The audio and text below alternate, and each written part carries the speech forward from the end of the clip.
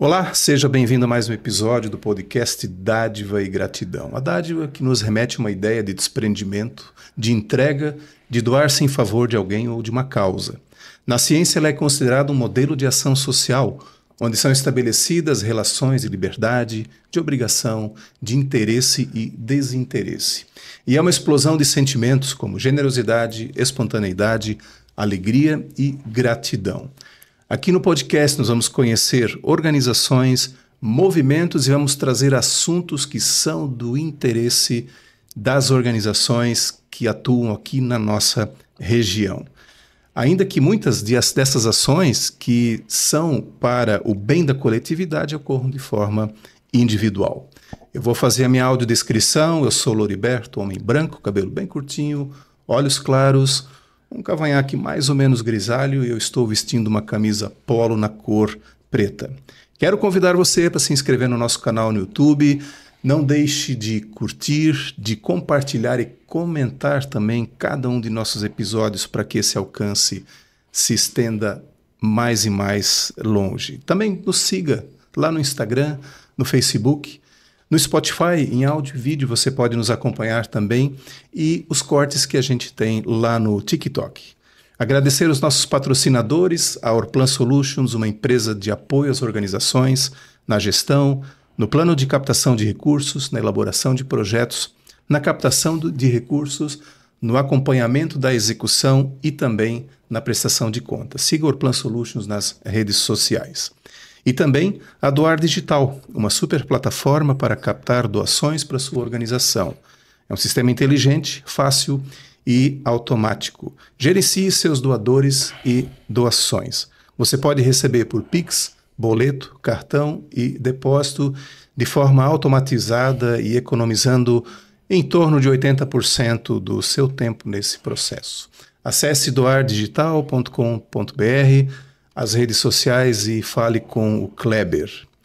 E hoje eu tenho, nesse episódio, o prazer e o privilégio de receber aqui comigo o Bruno Cunha, ele que é vereador. Na verdade, ele vai contar um pouquinho da história dele, que também tem uma ligação muito forte com organizações, com movimentos. E vamos conhecer um pouquinho dessa história também. E no desenrolar, certamente a gente vai descobrir muita coisa do que a função de vereador pode contribuir para as organizações sociais. Bruno, seja muito bem-vindo. Olá, meu amigo. Primeiro eu quero te agradecer muito pelo convite. A gente conseguiu, combinar na agenda para estar aqui. Dizer que admiro muito esse trabalho que você vem fazendo de levar conhecimento, levar conexões para a população. É muito bonito toda essa tua luta. Quero fazer também minha audiodescrição. Então, quem está acompanhando, eu sou um homem branco de estatura mediana, mais ou menos 1,70 m, um pouquinho mais pesado do que eu gostaria, com aproximadamente uns 90 quilos.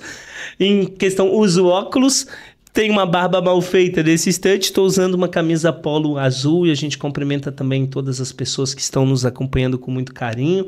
Também as pessoas, com deficiência, que é uma luta muito forte nossa e bacana essa tua preocupação também. E é um prazer estar aqui e a gente poder falar de tantos e tantos assuntos que envolvem a comunidade. A lista está grande, mas vamos lá, vamos tentar vencer tudo, Bora. Bruno, como é que começou essa tua história, esse teu envolvimento com movimentos, até chegar agora na condição de vereador, segundo mandato? Estou indo para terceiro agora, estamos indo, Um desafio bem grande, assim.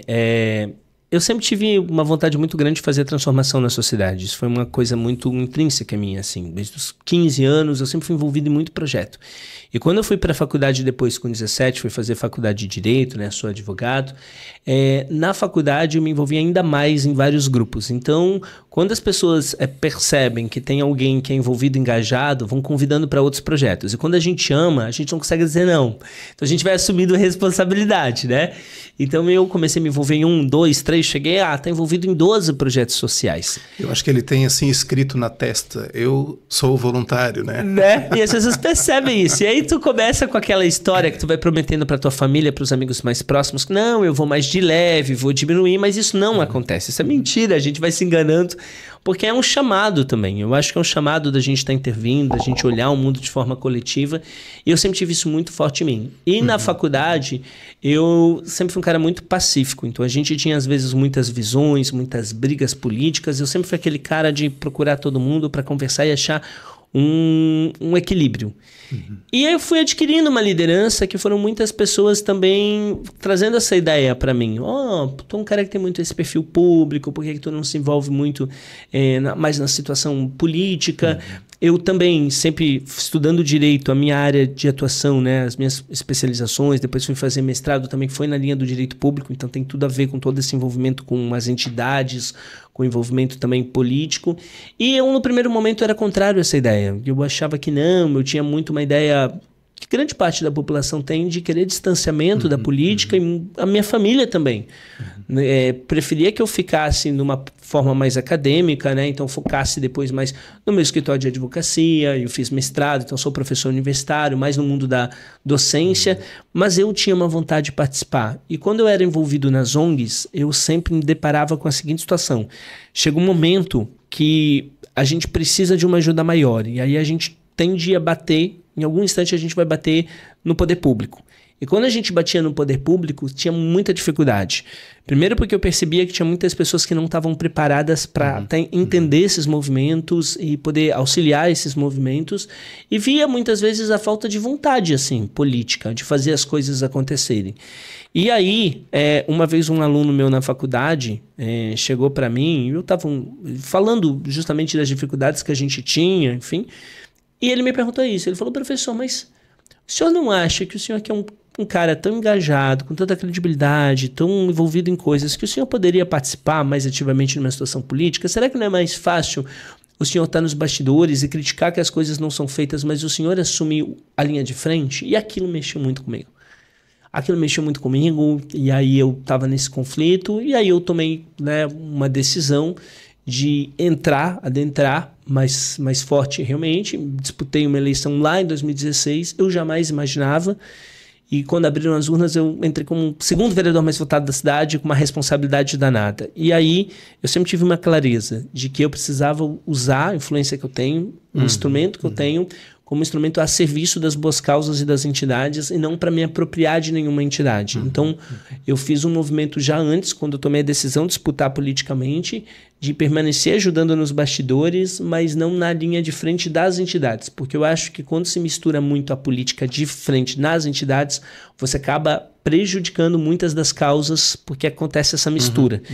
E eu acho que é um caminho muito tênue. É você ser alguém, né? E por mais que você não se envolva, mas quem está ao redor vai enxergar isso. Isso. Vai enxergar dessa forma. Equivocadamente, né? Mas vai assim, mas aquela lá está sendo beneficiada porque o Bruno é diretor, Exato. É conselheiro, taraná. Exato. A gente sabe bem essa história. Eu sempre cuidei disso, então eu ajudo muitos grupos e tal, mas eu não apareço nessas situações na linha de frente. Eu prefiro, né? Eu brinco dizendo que tudo é provisório, então você está na política é algo também que a gente não sabe primeiro, até quando a gente tem disposição, saúde, também dependemos da escolha das pessoas, democrático, né? Mas eu digo que quando eu sair da linha de frente, porque uma hora isso vai acontecer, mas eu sou um ser completamente político e social. Então eu sei que essa minha participação nas entidades, nos grupos e nas causas, ela nunca vai deixar de acontecer, porque a minha lógica de vida ela é muito coletiva. Eu realmente acredito que nós estamos conectados e que não tem como a gente estar bem se as pessoas ao nosso redor não estão bem. Eu acho que a gente precisa compreender que a gente está nessa linha enquanto humanidade e que a gente não vai resolver os problemas de forma isolada, de forma separada, né? A gente vê alguns desafios que aparecem aí, como a questão das temperaturas elevadas, que não dá mais para negar. A gente está percebendo isso aqui na nossa cidade, fica muito claro, né? 40 graus aí de tarde sempre. É uma situação que está acontecendo no mundo inteiro. Tive há pouco tempo de férias no Chile e a gente vê as mudanças climáticas, né? E a gente precisa de ações conjuntas.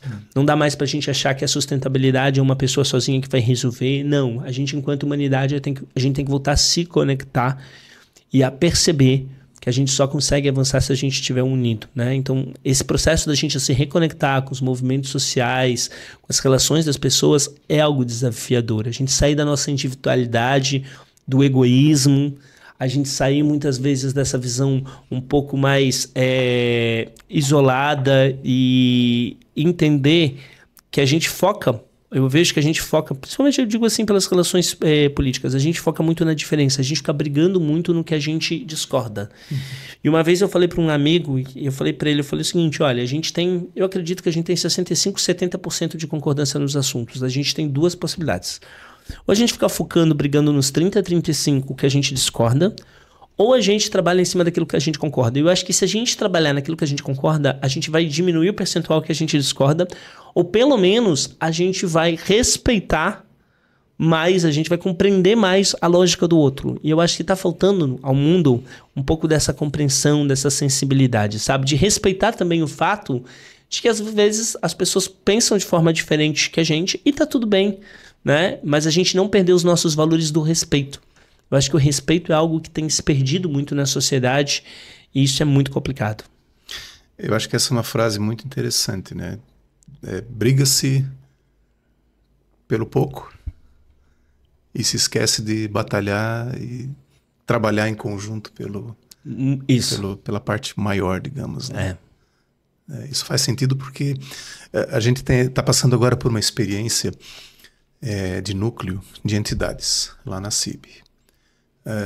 Vamos completar 2 anos de atividade e ao longo desses 2 anos foi possível perceber assim essa união, né, que o associativismo trouxe. Até então cada instituição às vezes se juntava em 3, 4, mas eram assim focos, um aqui, outro lá, e de repente você está agregado, torna tudo mais forte. Apesar de muitas vezes, né, terem questões assim, de às vezes estar brigando pelo mesmo recurso, brigando entre aspas, mas em busca do mesmo recurso, né, posicionamentos que às vezes são contrários, mas juntos eles crescem.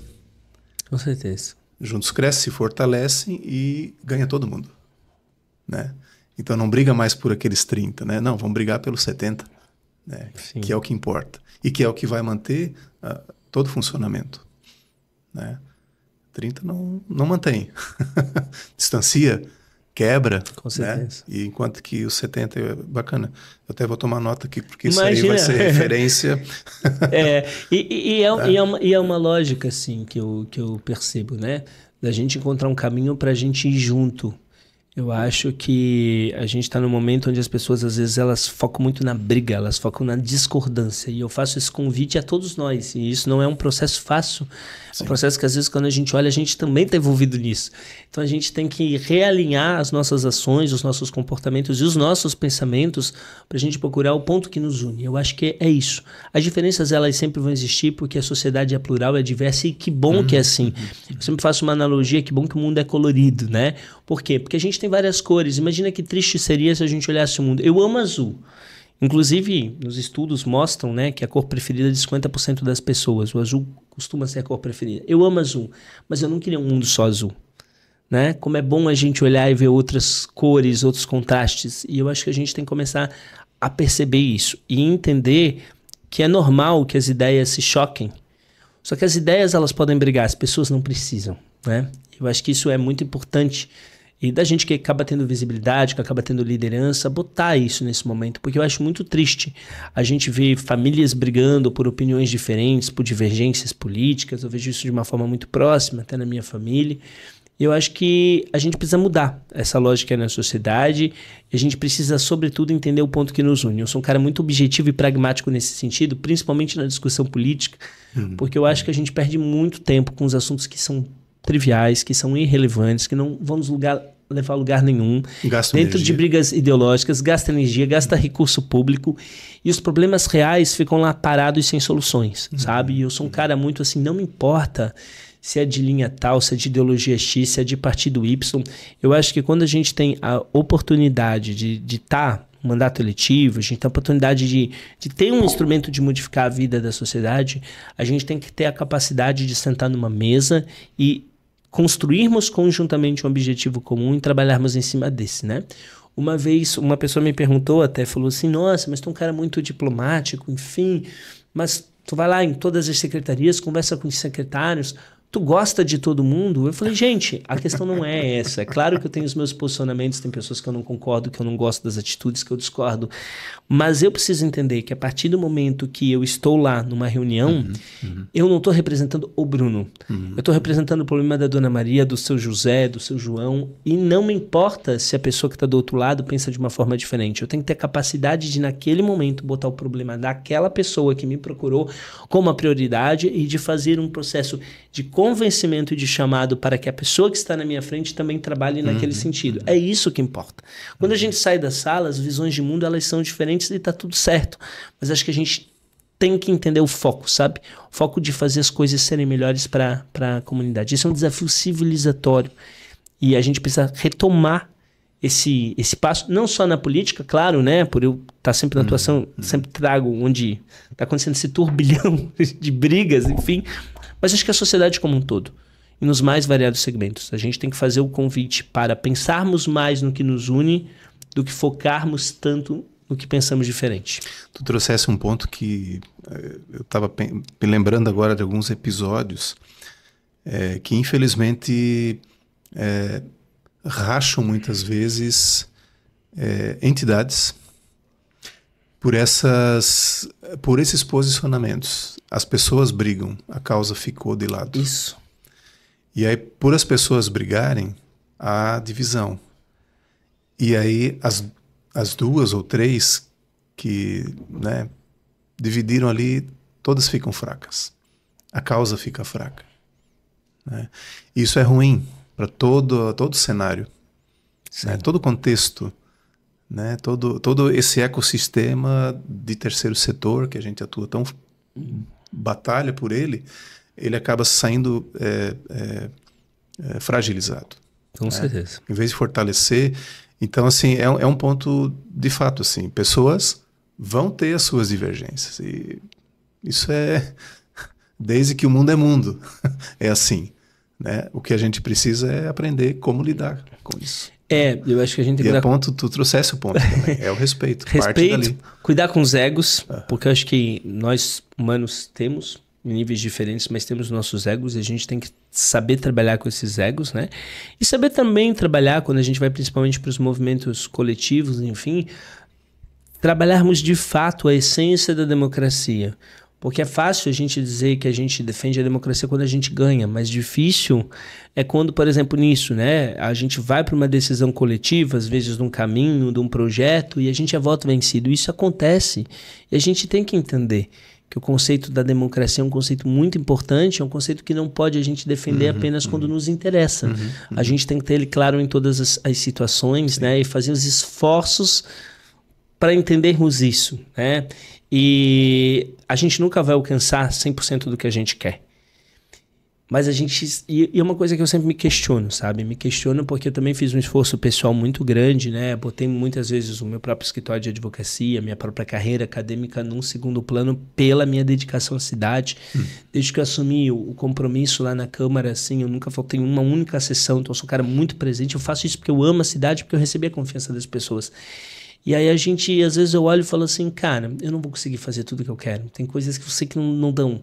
Mas quando a gente vê que a gente consegue avançar um pouquinho e saber que aquilo que a gente fez já ajudou a ser melhor do que estava, aquilo é meio que o ponto que nos faz dizer assim, vamos continuar, vamos seguir.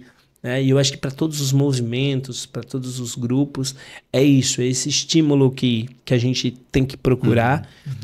E também faço aqui um convite para que a gente possa elogiar mais as pessoas. Eu estava jantando uma vez com uma amiga e a gente tinha um músico e ela parou a janta e me falou assim, Bruno, o que tu tá achando do músico? Tu tá gostando? Eu falei, sim.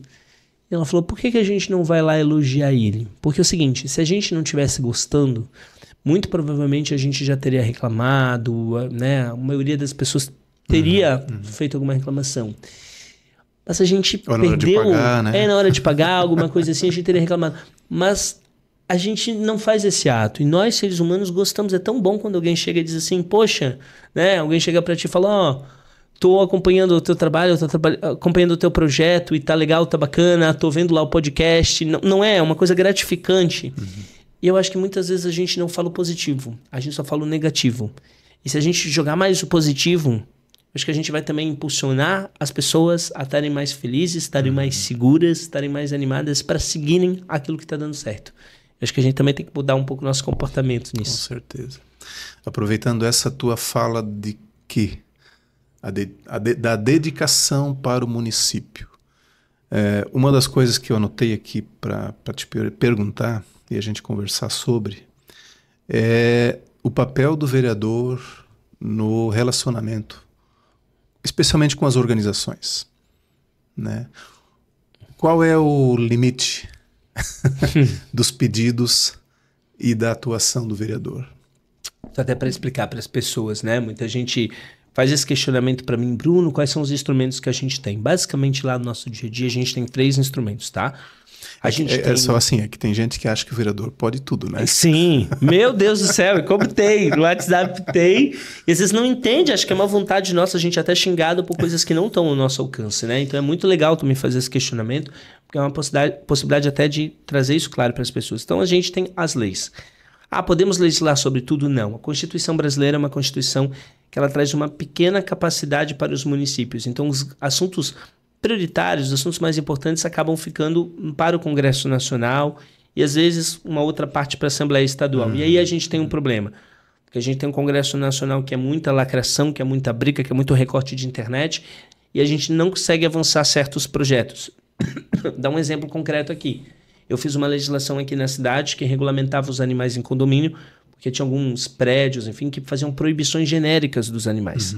E a gente trouxe isso para uma legislação, fomos o 2º município do Brasil a regulamentar, dando segurança jurídica para quem quisesse ter o seu animal, para quem quisesse adotar animal e ter, né, ter essa segurança. Beleza. Queríamos avançar sobre a área comum, porque tem muito problema, muita briga de vizinhos. A pessoa quer levar um animal no colo, e aí no elevador, e aí o condomínio está querendo botar que a pessoa tem que subir na escada, enfim. Hoje a gente tem uma decisão na jurisprudência em cima dos 3S, segurança, saúde e sossego, só que a gente não tem isso regulamentado em lei. E a gente conseguiu avançar numa certa parte, tanto que a gente teve decisões judiciais em assunto desses. Inclusive, a legislação que a gente tentou aqui em Blumenau foi colocada até, foi baseada em cima dela. Mas a gente não consegue resolver certas questões porque esse assunto está previsto para ser discutido no Congresso Nacional porque muda o Código Civil. Então, precisa de uma lei federal. E aí, não se discute isso lá em cima. Então, o papel do vereador aqui, eu sou um cara que defendo que os municípios, os estados, teriam que ter mais autonomia para discutir mais assuntos, porque a gente vive num país continental com muitas diferenças. Um exemplo, código ambiental. Então, você tem uma marcação que vai para o território todo. Se a gente levar ao pé da letra o que está na legislação federal, a nossa cidade aqui estaria completamente irregular, o centro da cidade. Né? Então, a gente precisa entender essas realidades diferentes, como eu vejo que é o modelo americano, onde os estados têm mais autonomia, eu defendo muito isso. Mas, enfim, né? Então a gente tem um poder que é limitado na parte da lei. Temos as indicações. Então, o que são as indicações? São aquilo que a gente encaminha para o Poder Executivo que a gente vê que pode melhorar. Pode ser indicações de ideias. Um exemplo, eu dei uma indicação que era para que a gente tivesse opção de comida para celíacos, diabéticos, avessos à lactose, vegetarianos, na Oktoberfest. Uma senhora me parou na rua, celíaca, me contou a história, falou, Bruno, eu fico muito incomodado, eu vou para a festa, eu amo a Oktoberfest, mas eu chego lá e eu não tenho opção de comida, e eu não posso sair da festa para alimentar, eu não posso voltar de novo, e eu não posso curtir a festa como outras pessoas podem por causa dessa minha restrição alimentar. E o que dá pra gente fazer nisso? Aquilo me chocou. Eu fui pro gabinete, fui com aquela ideia na cabeça, fiz uma indicação, fui atrás, pesquisei, foi acatada e hoje a gente tem opção de comida para essas pessoas. Veio de uma indicação. Essa indicação pode ser de tema e ela pode ser também em relação a pedidos da comunidade de melhorias nos bairros. Então, uma rua que está esburacada, né? A gente faz uma estrutura da unidade de saúde e de educação que está lá com um problema nos equipamentos. Então, a gente tem esse mecanismo para a gente registrar isso no sistema e também procurarmos o secretário da pasta para a gente tentar a resposta. Então, esse É um papel que depende do vereador também estar muito presente, visitando as entidades, visitando as instituições públicas para conseguir estar ali, verificando o problema e procurar ser um instrumento de conexão para resolver. E temos os requerimentos, que são questionamentos. Então a gente protocola no sistema e pergunta, exemplo, qual a previsão de determinada obra sair, né? Qual a possibilidade de ser direcionado de tal maneira? Então, basicamente, são esses instrumentos que a gente tem. Eu vejo que o primeiro papel é a gente ter humildade, escutar as pessoas e de saber que a gente não sabe mais do que as pessoas. Eu, quando vou em determinado bairro, eu tenho que compreender que aquela pessoa que vive naquele bairro, ela sabe muito mais o problema daquele espaço, daquele bairro do que eu. E quando a gente vai falar com pessoas que estão em entidades sociais, que conhecem a causa, elas conhecem a dor daquela causa, a dificuldade que tem. Então, a gente tem que escutar muito mais do que falar. E é um desafio, porque eu sou o cara que fala pra caramba, vocês estão percebendo. Então, a gente tem que escutar mais do que falar, entender aquelas dores e tentar ver o caminho do que pode fazer. E ser muito sincero com as pessoas. Eu não prometo nada que eu não possa fazer, né? Muitas coisas não dependem da gente, depende de um poder executivo, então eu posso ser o instrumento, dizer, vou levar este problema, vou registrar no sistema, vou fazer um requerimento, vou fazer indicação, vou até tentar um projeto, mas o resultado eu não tenho como te garantir. Eu acho que a gente tem que ser sincero, absolutamente sincero, né? Então, esses são as principais ferramentas e instrumentos que a gente tem. Conseguimos também, eu digo que, além dessa nossa função de legislar e de fiscalizar, que é constitucional, fazer as leis, fiscalizar a estrutura pública, para dessa fiscalização decorrer, por exemplo, indicação e requerimento, eu vejo que a gente também tem uma função adicional que seria representar e conectar a sociedade. Porque muitas vezes a gente consegue, com a visibilidade, trazer certas causas e fazer conexão com as pessoas que nos acompanham para que boas ações saiam. Exemplo, eu tenho uma ligação muito forte com a causa animal, né? Meu mestrado foi focado nisso, em política pública. Muitas pessoas conhecem meu trabalho na causa animal. É até um desafio político de comunicação que eu tenho, porque eu atuo em várias áreas e às vezes as pessoas reduzem meu trabalho só na causa animal. Tem um lado bom, que é um reconhecimento dele, mas tem um lado que a gente atua em vários outros sentidos. E a gente tenta mostrar isso para as pessoas. Mas como eu tenho um público muito forte nesse assunto, então agora mesmo, antes de vir para cá, tinham encontrado animais abandonados, me mandaram, então pedem para que eu ajude a divulgar nos grupos, rede social. Como são pessoas que são apaixonadas pela causa animal que me seguem, então é muito comum que a gente conseguiu, através dessa conexão, ajudar em várias relações. Então, muitos animais que são doados, que vêm de postagens nossas que a gente divulga. E ali é simplesmente o fato de eu estar usando, né, a visibilidade, o instrumento que a gente tem para escutar o problema que está acontecendo e tentar encontrar uma solução. Isso não estaria ali na função de legislar e fiscalizar, mas está na função, sim, está na função da gente ser um elemento de conexão da sociedade. E eu acho que é isso. Bruno, eu queria só voltar um pouquinho ali na questão das indicações, né? Perfeito. Uma vez que é feito, existe um prazo para que o órgão que recebeu responder. Ele é obrigado a responder. Então, o requerimento sim, a indicação não. Tá. Esse é um problema. E aí, o que a gente faz? O que eu tomo como cuidado, né? Primeiro que assim, a gente cuidou até na Câmara, eu lutei muito para que a gente usasse a tecnologia para substituir o papel e que a gente fizesse toda uma reforma tecnológica, não só na Câmara que acontece, mas também na Prefeitura. Inclusive, nesse momento que a gente tem uma discussão muito grande na cidade sobre o déficit, né, de 300 milhões que tem. Então, eu sou um cara que lá atrás já fizemos, quando fui vice-presidente da Câmara e o presidente na época, o Marcelo Lanzarini, me deu autonomia para fazer essa mudança na casa, então a gente participou ativamente desse processo. E eu sou um cara que defendo muito a gente utilizar a tecnologia. Por quê? Primeiro, a gente consegue diminuir os custos operacionais. Então, quando a gente investe na tecnologia, a gente vai tirando o papel. A gente tem estudos que a gente foi atrás que mostram economia. Sei que o prefeito atual está estudando a possibilidade de fazer um projeto de meio prefeitura sem papel, enfim. Dá um exemplo concreto aqui, uma ideia que eu estou defendendo agora.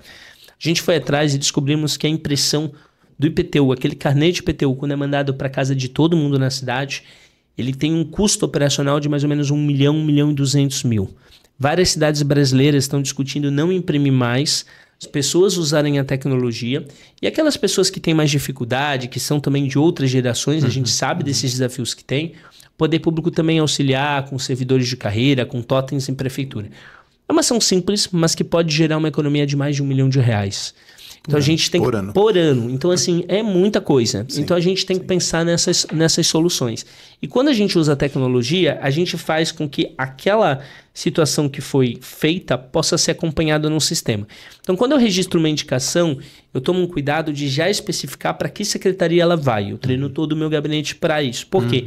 Porque às vezes eu fiz indicação para uma área, foi para uma, digamos, fiz genérico, foi para uma área errada, caiu lá na prefeitura, não sabe para quem mandar, não vai chegar para o secretário da pasta. E a gente vai perder tempo nisso. Esse é o primeiro problema. Segundo, precisamos usar a tecnologia porque há uma mudança, vamos ser sinceros, na política constante. Então, às vezes, já aconteceu situações que o secretário que está de manhã é diferente do secretário que está na tarde e praticamente diferente do secretário que está na noite. Os cargos mudam muito. Então, se a gente tem as questões tecnológicas que tenham um sistema, tem continuidade. Se a gente faz essas situações no papel, o que acontece? Caminhei um papel, um documento, um secretário lá recebeu. Se o secretário vai embora, muitas vezes aquele papel fica perdido numa pasta e aí não tem fluxo de continuidade. E a pessoa lá na comunidade está esperando uma resposta e simplesmente aquilo se perdeu no meio do caminho, né? Então a gente toma um cuidado já de ver essas indicações e de manter um contato constante com os secretários. Então volta e meia... Fácil de acompanhar aí. Fácil também, de né? acompanhar. E aí eu fico muito em cima disso, né? Já o requerimento é diferente, ele já passa por um processo de votação na Câmara e aí a administração tem prazo para resposta. Legal. Então também tem isso. Eu às vezes tento transformar alguns assuntos que poderiam ser de indicação em requerimento por conta dessa situação. Para forçar uma resposta. Essa é uma questão, tecnologia, já que você tocou nisso. É uma dor que a gente levantou lá no núcleo do terceiro setor da CIB. Tá? O que acontece? Muitas das instituições têm hoje convênio com a prefeitura, com secretarias de educação, assistência. E o que acontece? Por vezes, aliás, sempre, a prestação de contas ela é toda física. Ou começa a alimentar, mas assim, é muita repetição de dados. Coisas que poderiam ser facilmente absorvidas com tecnologia. Uma delas que eu lembro agora é o fato de que o físico, o financeiro tem que ser todo ele digitado no sistema próprio do convênio. Não, mas para aí, a instituição ela já tem um sistema de gestão financeira. Por que não fazer uma máscara que os dois se conversem? Facilitaria a vida da instituição, de não cometer algum erro na hora de inserir os dados, e para quem vai analisar a prestação de contas também vai ser mais fácil, porque não vai ter dúvida, porque as duas coisas vão se conversar. Né? Com certeza. Então é uma questão assim, realmente, inclusive a gente já fez um encaminhamento para o poder público, mediante um ofício encaminhado pela CIB, no sentido de sugerir essa melhora, né? Claro. Uma melhoria que vai facilitar a vida para todo mundo. E aí ganha-se, porque senão, vamos lá, a organização hoje, ela tem a sua estrutura enxuta, né? E se ainda tem que ficar perdendo tempo em digitar... A coisa não vai para frente. Eu preciso de mais pessoas. E aí, recurso da onde também, né? Desestimula muitas vezes. Tudo, né? e tu tá numa vida muito corrida. Por exemplo, eu fiz várias indicações, o próprio IPTU que a gente deu como exemplo, por exemplo, do ano passado, para que tivesse a opção de você já pagar em Pix. Sim. Porque é uma situação que é a realidade, para você não perder o tempo de ter que ir lá numa instituição bancária e tal, porque o mundo mudou. E eu vejo que a gente tem uma dificuldade em administração pública de acompanhar a mudança do privado. O privado ele muda mais rápido porque o privado está numa luta danada. A gente vive num país onde ele é muito desestimulado, mais do que nunca. Né? Tem que ser muito guerreiro para ser empreendedor. Para você conseguir fazer um comércio sobreviver 10, 20 anos no Brasil não é nada fácil. Então ele é obrigado por sobrevivência a estar sempre se atualizando. Então o privado por sobrevivência ele vai se mudando o tempo inteiro. E essa mudança de mentalidade no público, ela demora muito, muito. A gente tem um outro problema também que eu vejo na sociedade, que, em geral, tá? toda generalização é perigosa, né? Mas, no geral, os maiores quadros da sociedade civil hoje, as pessoas mais capacitadas, elas estão no privado e elas não estão no público. E elas estão querendo um distanciamento do público. Então, hoje a gente vê que a gente tem vários diretores muito capacitados na parte financeira e tal, vê se eles têm interesse de vir para uma secretaria e tal. Não tem. Por inúmeros motivos, inúmeras situações que acontecem.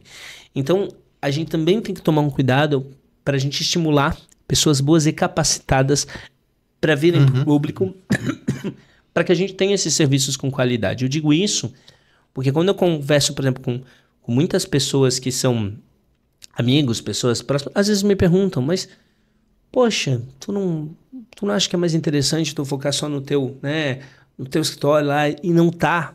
E aí eu explico isso, eu falo, cara, a minha entrada na política, a minha presença é por uma questão de vocação, de compromisso coletivo, que para mim é muito forte, eu gosto disso que eu faço. Mas eu vejo o quanto a gente tem esse distanciamento, de trazer esses quadros. A gente precisa repensar e reconectar, né, para que as coisas aconteçam. E tu deu um exemplo muito concreto, assim, é um lance ali, ó, pequeno, que é fácil de resolver, mas a não resolução dele trava muito os movimentos assim, sociais, traz muitos problemas, né? Porque se eu vou somar cada hora de cada profissional nas instituições, imagina o custo. Quantas horas se perde nas atividades, né? E tira do foco, né? Que ela lá está atendendo, né, o público alvo deles, de cada uma das instituições, né? E aí eu até brinco dizendo que é o seguinte, além disso, né, a gente que vem de projetos voluntários, a gente usa muito a nomenclatura voluntário, mas na verdade se a gente botar na ponta do papel, são projetos voluntários, são projetos que por a gente ter responsabilidade social, a gente tira do próprio bolso, porque você vai para um projeto voluntário, mas você vai se deslocar, você vai ter transporte, você vai ter tempo, você vai ter muitas vezes recursos menores que sejam as questões de doação. Então a gente tem no Brasil e a nossa cidade tem esse grande patrimônio, porque somos uma das cidades com maior quantidade de voluntários, proporcionalmente de voluntários. A gente tem inúmeras entidades seríssimas, né? As nossas agendas de sábado são lotadas, porque tem tanta coisa que acontece na cidade no sábado, tantos eventos comunitários, e eu gosto de estar presente, porque a gente tem essa característica.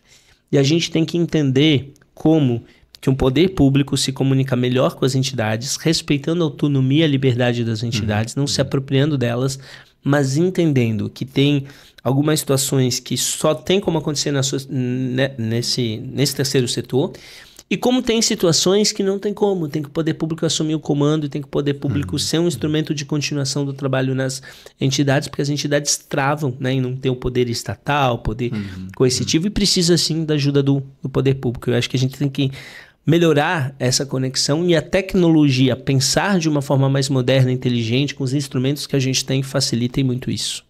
Legal. Ô Bruno, e sobre recursos, né? De que forma o vereador pode ajudar na busca de recursos? Então, o vereador pode tirar dinheiro e destinar para uma organização? Bom que tu tá Vamos começar assim. Cara, bom que tu tá questionando isso, até te falar assim, né? Por exemplo, parece piada, mas não é. Mas a gente eu sofro muitos ataques de volta e meia. Vou dar um exemplo aqui na causa animal, porque eu sou muito envolvido. Então as pessoas acham que por eu ser envolvido, eu tenho a obrigação de pagar coisas que são despesas das pessoas. As pessoas, por exemplo, resolveram ter um animal, o animal tem custo, as pessoas têm que ter uma organização nisso. E aí, de repente, tem um alto custo de veterinário. Eu tenho mensagem no meu WhatsApp de pessoas me mandando e falando assim, não, mas preciso da tua ajuda agora. O vereador serve para quem não faz nada, você não vai me ajudar, preciso que você me ajude lá com essa conta, mas não sei o quê, como se fosse uma responsabilidade, na verdade, minha. E são agressivas. Te xingam, te ofendem, não sei o quê, por achar, não sei. Eu acho que a gente tem também uma ideia de um assistencialismo que vem de uma política atrasada que ainda está muito enraizada na cabeça de alguns. E que acreditam que essa é a função, porque muitos políticos fizeram isso num passado, então passaram essa questão para a população. Então, né, a gente tem que institucionalmente procurar os caminhos. Hoje, como é que funciona isso? A gente tem subvenção, que é uma situação que na nossa cidade ela é reduzida. Isso é uma possibilidade do vereador ter uma verba que ele acaba destinando com a apresentação de um projeto, com uma entidade que tem utilidade pública, tem vários requisitos nisso. O Brasil avançou muito nesses critérios, uma burocracia que ela é necessária, porque infelizmente a gente tem um histórico nacional de muitas entidades, projetos que eram, digamos assim, vou ser bondoso, suspeitos, né? Ainda acontece. Agora, recente, aconteceu um caso até bastante emblemático de uma entidade grande que acabou envolvida aí numa situação e, enfim, sim, acaba respingando para todas. Infelizmente, né? Mas...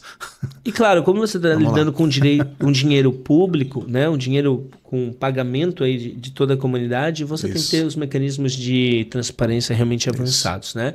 Então esse é o ponto. Mas a verba que a gente tem no município é uma verba pequena, subvenção. Aqui, inclusive está se discutindo hoje na Câmara Municipal porque outras cidades mudaram. Joinville, por exemplo, tem um valor, né, de subvenção dos vereadores muito maior do que aqui. Então, eles conseguem ter mais poder de investimento. Então, na prática, a gente fica muito dependendo das emendas parlamentares, de chegar nos deputados estaduais e deputados federais. E aí também é uma situação que vai depender muito da questão partidária, porque se você tem deputados no seu partido, fica mais fácil você conseguir isso. Eu acabo tendo a dificuldade por ser de um partido pequeno, que foi uma escolha que eu fiz por alguns motivos, pela minha independência e autonomia, mas é um partido que eu só tenho 4 deputados federais no Brasil. Então, o meu partido aqui em Santa Catarina não tem deputado estadual, e a deputada federal que a gente tinha se elegeu prefeita de Lages, a Carmen, então bom para Lages, e a gente sofreu bastante com isso, porque ela me ajudava a trazer recursos.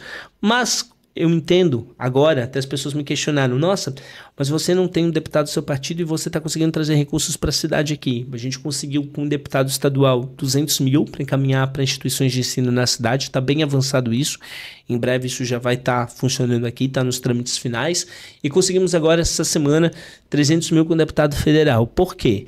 Porque a minha obrigação é lutar pela minha cidade, pela cidade que eu amo. Então eu vou bater nas portas e não me interessa de que partido que é, não me interessa nessas horas se é de esquerda, de direita, de centro, se é de X, de Y. Me interessa lutar pelo interesse da cidade de Blumenau. E aqueles que nos ajudam, são receptivos, eu vou, obviamente, dar toda a visibilidade que eu acho que eles merecem, por estar sendo sensíveis com a cidade, né? Então vou estar, sim, sei como as coisas funcionam também politicamente, fazendo isso. Mas eu preciso buscar esses recursos. Então a gente vai atrás deles, desenvolve projetos. Então as entidades muitas vezes nos procuram, passam os problemas que tem, a gente anota, faz alguns ofícios, né? Encaminha lá e fica torcendo para alguém poder atender e nos ligar alguma assessoria e dizer, vereador, tem possibilidade aqui, traz eles para conversar, vamos ver a conexão. Então é o caminho que a gente procura realmente para isso. E aí também faço essa discussão porque, infelizmente, a gente não muda um sistema federativo no Brasil. E aí, assim, sai governo, muda governo, todo mundo faz um discurso, mas quando chega no poder, todo mundo parece que esqueceu o discurso que fez. A gente tem uma divisão dos percentuais, hoje aproximadamente 50% dos recursos, dos tributos, né, ficam para o governo federal, perto de 30% para o governo estadual e perto ali 19%, 20% para o município. E isso é um grande problema. Porque, primeiro, a gente está num município grande, mas a gente tem uma realidade de quase 6 mil municípios, são 5.800 municípios no Brasil, municípios que são muitas vezes pequenos, e esse município pequeno sofre mais, porque inclusive o custo operacional deles, quando vai fazer licitação e tudo, é mais caro, porque eles têm uma quantidade menor, por exemplo, material escolar. Então a gente consegue aqui, com uma quantidade maior, um preço mais acessível. Eles não. E o que tem? Pouca coisa fica no município. Só que as pessoas, elas vivem nas cidades. As pessoas, quando elas estão doentes, elas vão procurar a unidade de saúde nas suas cidades. Elas não vão até a capital e elas não vão muito menos até Brasília, né? E a mesma coisa acontece em educação em todas as áreas. E a gente não muda esse sistema. Então, eu faço até uma analogia, porque eu sou professor universitário de Direito Público, dizendo que a gente tem a União, que é a mãe poderosa, que tem bastante recursos, né? Então, quando você vai para Brasília, você descobre porque muita coisa no Brasil não funciona, porque você vê lá no Congresso uma estrutura toda, uma gastança de dinheiro público, enquanto falta nas cidades. O Estado, ele é um filho meio inconsequente, porque às vezes ele está bem, às vezes ele está mal, e o município, coitado, é o filho problemático mesmo, porque é o filho que está sempre com problemas financeiros, enfim. E a gente não muda essa lógica. Isso está errado. Isso é diferente de outros países. né? E essa conta não fecha. E aí ficam nos municípios as entidades desesperadas atrás de recursos, atrás dessa conexão, e a gente tenta fazer a nossa parte, tenta trazer os deputados para ajudar o município. Bruno, eu tenho até que fazer agora das emendas. Eu vou fazer uma pergunta, tu me responde depois. Uhum. Né? A gente tem lembrei de dois assim agora, o Mário Mota e o Gilson Marques. Os dois abrem editais para que tanto o município quanto organizações apresentem projetos para eles depois direcionarem. Acho que é um modelo interessante, né? Pelo menos democrático, de distribuir isso, né? Como é feita a distribuição, bom, aí outros 500. Mas é um jeito que eu acho que é inteligente de fazer participar. E aí tu fala dos recursos dos municípios, né? E aí, assim, dentro das minhas pesquisas, que todo ano, dentro dos grupos que eu participo, seja via ABCR Nacional, seja via Instituto Amigo do Leão, que a gente tem essa preocupação de fazer com que o imposto de renda ele fique no município. Aquilo que é possível por lei. Uhum. E quando a gente olha números que hoje estão abertos, são públicos, né? Ainda bem, porque daí a gente consegue fazer essas comparações, né? Uma Blumenau que hoje tem um potencial só na pessoa física de deixar mais de 20 milhões por lei de incentivo. E a gente vai buscando os dados e chega ali em muitas vezes, 4 milhões. O que está faltando? Ótimo que tu tocou nesse assunto, porque é um assunto que eu tô lá, reclamando bastante lá na Câmara Municipal. Primeiro, te falar ali desse procedimento das emendas, né? Eu acho muito interessante, uma ideia de que a gente faça emendas realmente para entidades de trabalhos sérios e que não vire uma negociação política. Alguns deputados, não só aqui em Santa Catarina, mas no Brasil, fizeram muito esse caminho, né? Principalmente os da nova geração. Vi essa semana até a deputada de São Paulo, Tabata Amaral, né? Que ela publicou na internet todas as entidades que foram contempladas com as emendas e mostrando que ela abriu um edital para que fossem inscritos projetos por áreas. E aí, as que foram vencedoras, com bastante transparência, eu achei realmente isso muito legal. E sei que tem deputados dos mais variadas siglas fazendo nos diversos estados. Acho que é um movimento muito bacana que é feito e é necessário mesmo. Parabenizo todos eles. Segundo, essa questão. Então, esse é um ponto que para mim é crucial.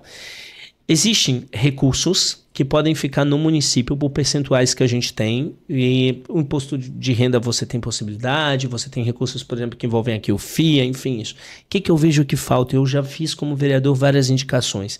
Falta você fazer campanhas mais de conscientização das pessoas, porque a grande parte das pessoas não sabem isso, e mais do que fazer essas campanhas.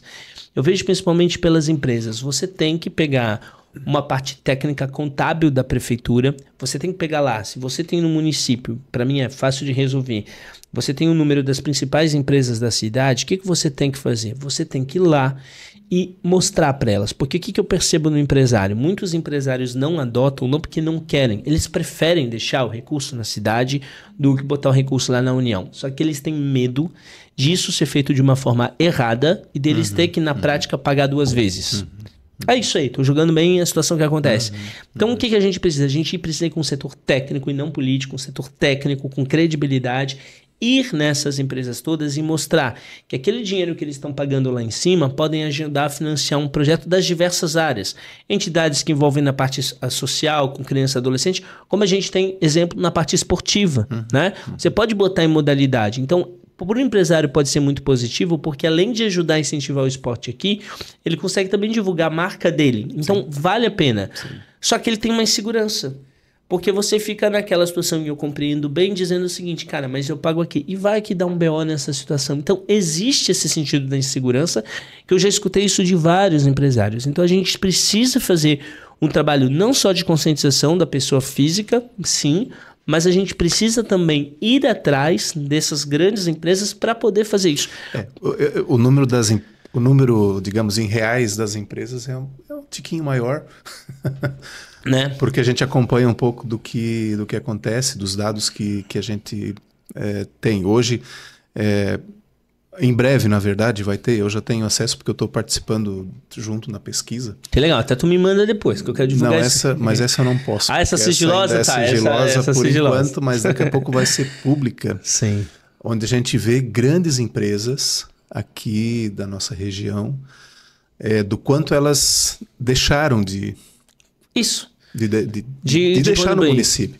E aí tem contas que são feitas, né? A própria FGV faz essa conta todo ano de quanto milhões. Cada real investido ou cada real de imposto que você deixa em projeto, quanto isso reverte para o próprio município. Muito. Então, assim, tem contas, né? Eu lembro que na área da cultura, por exemplo, multiplica por 4 pontos alguma coisa. Então, cada real vai se multiplicar para 4 para o município. Isso em geração de emprego e renda, claro.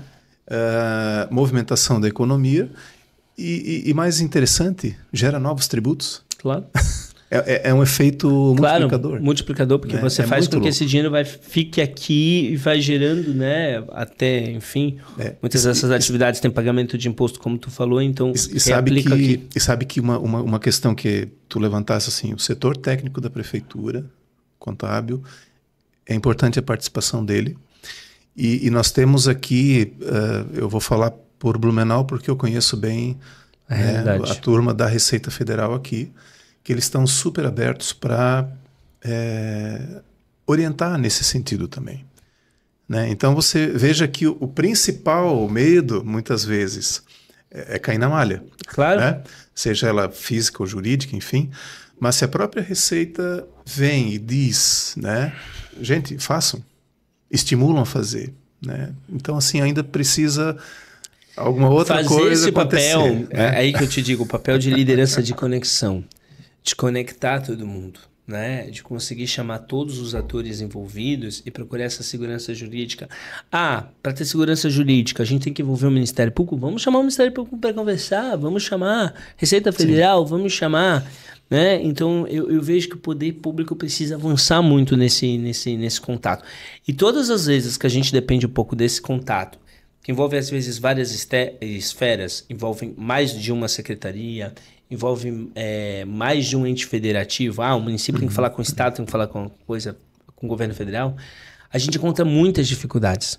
Muitas dificuldades porque às vezes tem muito fator político que prepondera e a gente não consegue desenvolver projetos em conjunto. Sim. Então, um exemplo que eu dou aqui, Secretaria de Saúde e Secretaria de Educação não podem ser vistas como secretarias diferentes no seguinte sentido. Elas têm que ter projetos em comum. Porque quando você investe ali na parte, digamos, preventiva, se você fazer alguns assuntos na parte de educação, você vai automaticamente diminuir os gastos que você vai ter de saúde. Sim. Inclusive, uma discussão que eu faço na situação de saúde, uma vez eu fiz uma fala que gerou uma polêmica, que eu falei que a gente tem praticamente deveria mudar o nome, porque a nossa política ela não é de saúde, ela é praticamente uma política de doença. Porque a gente foca no quê? A gente foca diante do problema apresentado, quando a pessoa já chega doente. Mas a gente esquece dos investimentos que outros países estão discutindo na forma preventiva. Hoje, pelo mundo, está discutindo investimento em quê? Em academia ao ar livre. Técnicas como o pessoal do Janeiro Branco, meus amigos do Janeiro Branco trazem da meditação. São coisas importantes. Já pensou, Pedro, mudar o nome da secretaria para Secretaria da Doença? Meu Deus do céu, ia assustar todo mundo, né? Ia assustar todo mundo, não. Nem estou propondo isso, mas será que isso não chocaria no sentido de repensar o... É essa lógica, porque, por exemplo, você tem uma situação da fluoxetina, você tem uma situação de muitas pessoas que procuram no medicamento, mas a gente não está indo na raiz do problema, sabe? Então, quando você investir de forma preventiva, os estudos mostram que quanto mais a gente tiver áreas de lazer nos bairros da cidade, quanto mais a gente tiver academias ao ar livre, mais essa movimentação, mais qualidade de vida as pessoas vão ter e vai diminuir a possibilidade das doenças. E com isso, além da gente dar para as pessoas mais vida, mais saúde, a gente também, do ponto de vista das contas públicas, a gente acaba economizando, porque é um dinheiro que a gente investe aqui que a gente não vai ter que investir lá. Mas a gente ainda tem muita dificuldade de trazer, digamos assim, métodos também não tão tradicionais o ambiente público. Você falar sobre hoje aulas de yoga, de meditação, pode parecer para alguns uma coisa que não é importante, não é necessária, mas o mundo já está discutindo isso, porque mostram os estudos científicos que sim. Né? Então a gente tem que repensar muito aquela lógica tradicional das coisas. E quando eu fiz essa fala, muita gente ficou chocado. Porque eu cheguei na comissão de saúde, eu estudei todos os documentos e eu falei, na minha visão, a gente está com um direcionamento muito mais para doença do que um direcionamento para saúde. Então a gente tem que avançar no preventivo, né?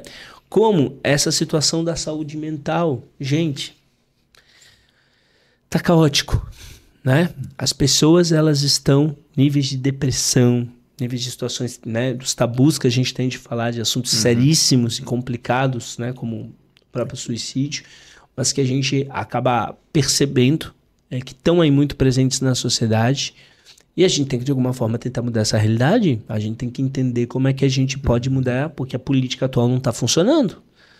Né? E pensar assim um pouco fora da caixa. É um desafio extenso, né? Com certeza. Legal.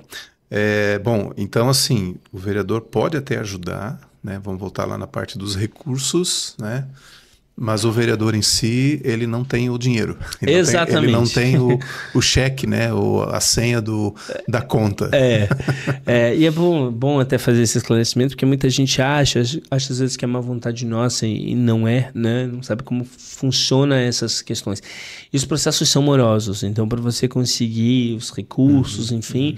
Você demora um tempo, tem que desenvolver projetos, tem toda uma seriedade, né?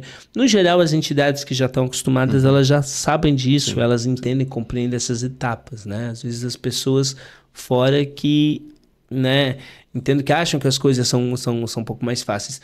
Eu até te falo que eu tive uma dificuldade muito grande, porque eu tenho esse perfil, assim, mais jovial, então eu tenho muita galera jovem que me acompanha, e a galera jovem, por exemplo, é muito conectada, então eles me mandam muito numa mensagem no WhatsApp, tem esse problema tal, resolve, só que assim, não basta eu fazer uma indicação e eu ir atrás, o prazo da administração pública para resolver algumas coisas, ele não é da mesma hora, ele demora 3 meses. Não é o ritmo do WhatsApp. Não é o ritmo do WhatsApp, aí as pessoas acham às vezes que a coisa não foi resolvida porque eu não estou dando atenção, porque eu estou de má vontade naquilo, mas não, porque há um ponto que não depende de mim, é um ponto que, né, tá acima. Então, assim, é a discussão da gente fazer também um poder público mais eficiente, né, com ações mais diretas. Eu acho que quando a gente aumenta também a conversa, a gente aumenta os mecanismos de transparência, a gente facilita isso. Sim, com certeza. Causa animal, tu falou, né, tu és reconhecido, mas quais são as outras causas que o Bruno... Cara, a gente luta muito, como professor, e ser professor que estou em sala de aula, eu luto muito pela educação também, luto muito pela valorização dos profissionais. Até antes de entrar aqui no estúdio, tu viu que eu estava resolvendo um assunto aqui, alusivo à educação. A gente luta muito pela inclusão da pessoa com deficiência. Lutamos muito nessa questão ambiental, sustentável, né, de chamar atenção para essas mudanças comportamentais que a gente precisa. Lutamos pelas políticas de juventude. Eu sempre digo que a minha posição sempre foi querer dar voz para assuntos, para grupos que não tinham voz, não se sentiam representados. Sou um cara que luto muito no combate a qualquer tipo de preconceito, eu acho inadmissível, né? E a gente, infelizmente, ainda se depara com coisas que a gente nem acredita quando a gente percebe. E eu realmente acho que a gente pode tornar a sociedade melhor para as pessoas e para os animais, que não é uma disputa de um ou de outro, mas é olhar a forma inclusiva. Entender que a gente tem um aspecto humanista, a gente tem um aspecto animalista e a gente não pode olhar separado, a gente tem que olhar de uma forma universalista. Eu acho que a sociedade nos tempos atuais, no mundo contemporâneo, exige da gente essa capacidade, né? E de pensar que essas coisas não estão isoladas e estão conectadas. Então eu sempre sou um cara que também tenho muito forte o apoio ao terceiro setor, é uma bandeira muito grande nossa, né? Eu sou um cara muito conectado com todos esses grupos, enfim, ajudo muito nessas linhas, né? Como a gente estava citando ali, o pessoal do Janeiro Branco. Então, eu sempre tento ajudar esses movimentos a conseguir dar visibilidade, a resolver, às vezes, algumas coisas nos bastidores, de autorizações, de documento que a gente precisa. Então, é isso. E sempre disposto a ouvir. Eu acho que quando a gente está disposto a escutar, conversar com as pessoas, a gente evolui. Então, a gente precisa ter essa posição. Bacana. Bacana. Da minha lista aqui, deixa eu ver se eu esqueci algo assim. Mas quase acho que não, porque era... Mas também fechamos já quase 1 hora de episódio, que também era legal. proposto a gente mais ou menos tentar Nesse ficar dentro tempo. desse tempo. Mas cabe uma pergunta final, assim, a respeito do futuro do vereador Bruno. O que ele enxerga, ou como ele se enxerga daqui a 4 anos, 10 anos. 4, 10, 4, 8, né? Porque daí é por tempo de mandato, vamos dizer assim. Ou se ali no meio tem alguma ruptura. Eu estou num processo de entender muito claro que eu sou advogado, sou professor universitário, estou na política, né? É uma decisão das pessoas, então eu estou realmente tocando essas atividades também aqui.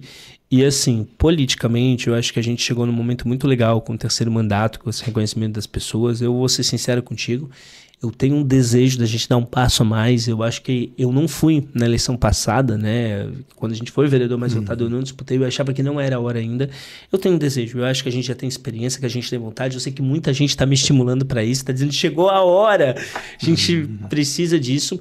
E é um processo que a gente vai ter que tentar construir junto com as pessoas, com viabilidade, com olhar tudo, sempre com muita transparência e muita clareza, porque minha força sempre foi as pessoas.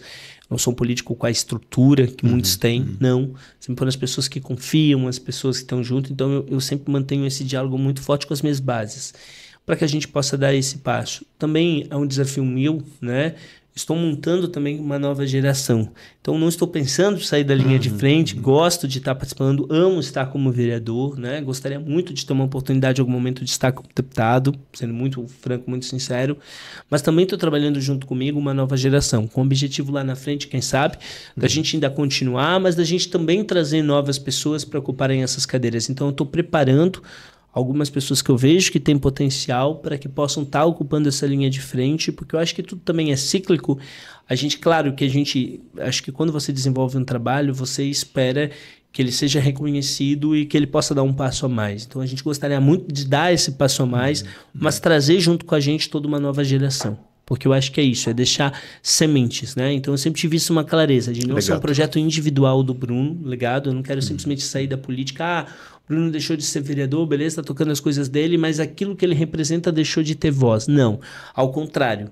Eu gostaria de fazer um processo com cautela, com estratégia, porque a gente tem que saber regra, tem que saber norma, tem que fazer conta. A política, eu acho que ela tem que encontrar um equilíbrio entre o programático, né? Então, um objeto, mas tem que ser pragmática também. Não adianta a gente viver de uma forma ilusória, mas dentro desse sentido. Então, eu estou trazendo aí sim pessoas novas, de novas gerações, fica o convite, que querem se envolver mais, porque é uma contribuição que eu quero fazer para a sociedade, né?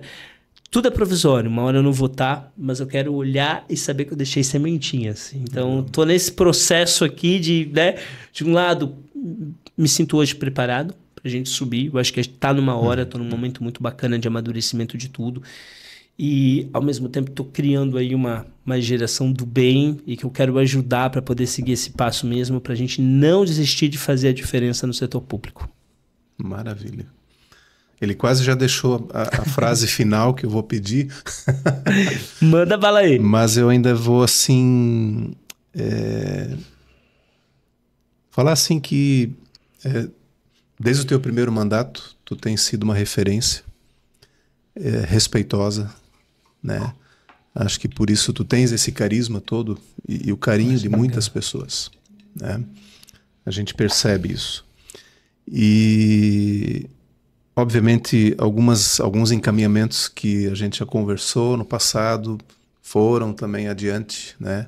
Um deles é o Dia de Doar, que a gente está construindo ele. É uma construção que se dá lentamente, mas ela é importante porque busca trazer para as pessoas esse sentimento de que o blumenauense já tem, né? A cultura da doação é muito forte, mas ela precisa sair daquele aspecto pontual para algo recorrente, né? E isso se faz com o tempo, esse entendimento. Então são várias forças, né, trabalhando para que isso aconteça. colocar isso, né? A proposta inicial era só ter aquela lei do dia de doar, mas isso até foi melhor porque foi incluído no calendário oficial do município. Então, já é um avanço, já foi um avanço, né? Pelo qual todo o movimento Dia de Doar Nacional também agradece, porque isso hoje a gente já está em quase 70 municípios com essa pegada de ou lei ou então ações que o próprio poder público reconhece, né? E isso só acontece a partir, né, do movimento, né, de parceiros, né, que estão no legislativo, né? E agradecer por isso, obviamente, né? E assim, eu acho que esse bate-papo ele é muito assim para desmistificar esse papel que o vereador tem, claro, né? Até onde ele pode chegar e o que ele não consegue, né? Porque eu circulo muito no meio de entidades e a gente assim, vamos falar com fulano porque ele vai dar jeito desse. Não é função, né? Ele pode até dar alguma direção, mas assim não é ele que vai resolver. Sim. Né? E isso é bom, né? Fica agora esse registro aqui, né, digital. Daqui a 3, 4 anos a gente pode voltar no que foi falado, ver quais foram as evoluções. Com certeza. Né? Porque agora que vai para a internet e está claro. lá, né? Está registrado, né? Não se apaga mais, né?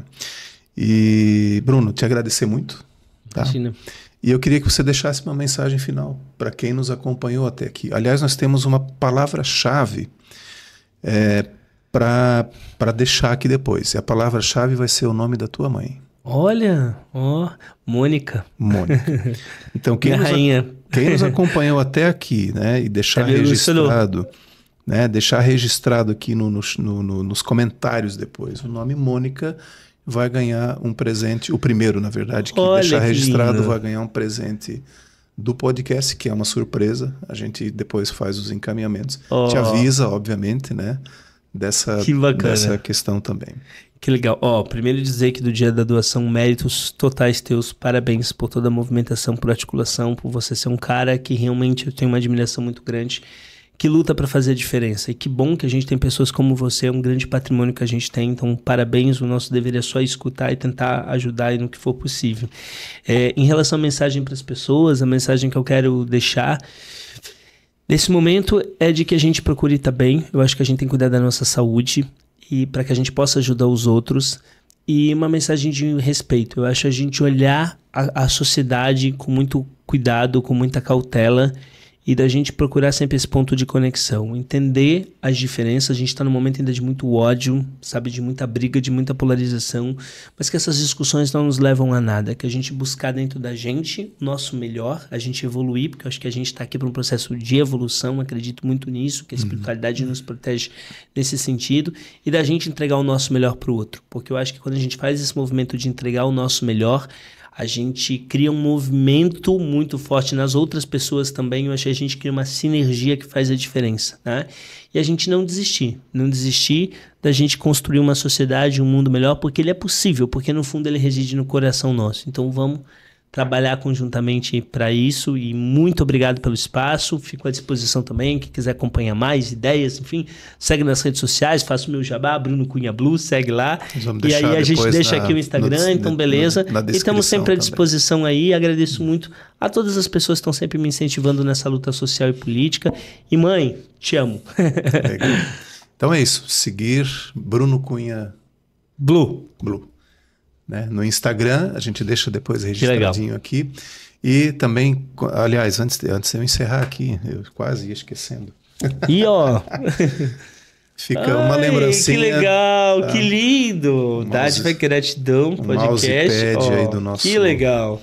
Com mensagens. Obrigado de coração. Vou levar com muito carinho, vou levar até lá pro gabinete. Legal. É isso. Então, para você que nos acompanhou até aqui, ou se só chegou no finalzinho aqui, volta uns minutinhos, né, para ver a palavra-chave, para tentar ganhar um presentinho, né?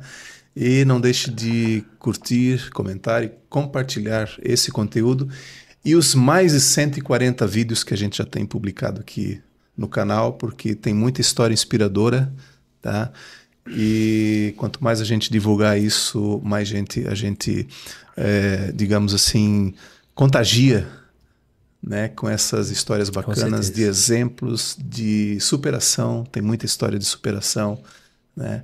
E com isso a gente vai tornando aí o nosso mundo um pouquinho melhor.